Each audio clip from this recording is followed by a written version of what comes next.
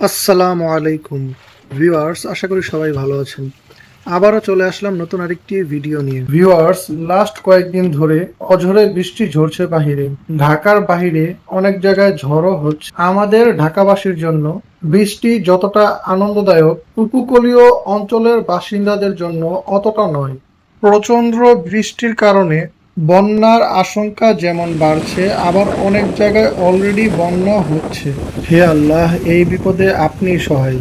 আসুন সবাই মন থেকে দোয়া করি।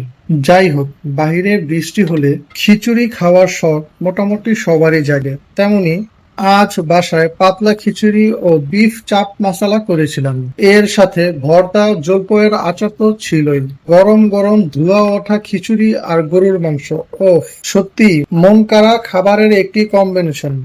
যাই হোক, আমার মতন খিচুড়ি লাভার কারা কারা আছেন কমেন্ট বক্সে নাড়া দিয়ে যাবেন।